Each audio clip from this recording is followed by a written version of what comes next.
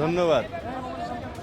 এটা প্রথামাফিক সরকারের প্রথম দিনে একটা ক্যাবিনেট মিটিং করতে হয়। আমরা ক্যাবিনেট কলিগরা সবাই বসছিলাম, ওখানে অ্যাডভাইজার মহোদয়রাও ছিলেন। মাননীয় প্রধানমন্ত্রী আমাদের উদ্দেশ্যে বক্তব্য দিয়েছেন, কিছু অনুশাসন দিয়েছেন। এবং প্রথমত যেটা হয় যে গভর্নমেন্টের ফার্স্ট 100 ডেজে কী কী প্রায়োরিটি আছে সেটা নির্ধারণ করতে হবে। তা আমরা এবার 180 ডেজের একটা প্রায়োরিটি নির্ধারণ করেছি, সেটা পরে আপনারা জানতে পারবেন, আরও পরে ডিসাইড হবে।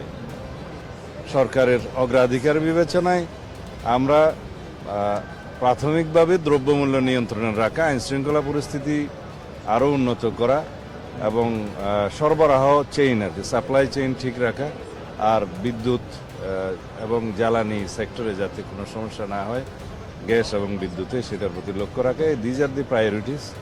আর অন্যান্য যেগুলো বিস্তারিত আলোচনা সেটা অফিসিয়াল ব্যাপার। আর এরপরে বাংলাদেশের সরকারের সকল সচিবদের সাথে যেটা মিটিং হয় সেটাও প্রথামাফিক। তিনি সেক্রেটারিদের উদ্দেশ্যে অ্যাড্রেস করেছেন।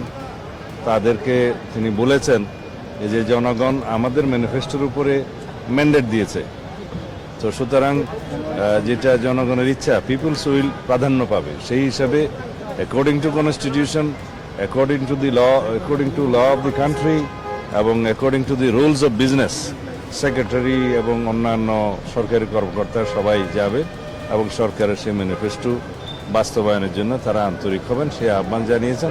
এবং সবাইকে আমরা বলেছি যে কে কার কি অ্যাফিলিয়েশন আছে সেটা আমরা দেখব না, আমরা মেরিট ভিত্তিতে সবাইকে যাচাই করব। ধন্যবাদ, থ্যাংক ইউ।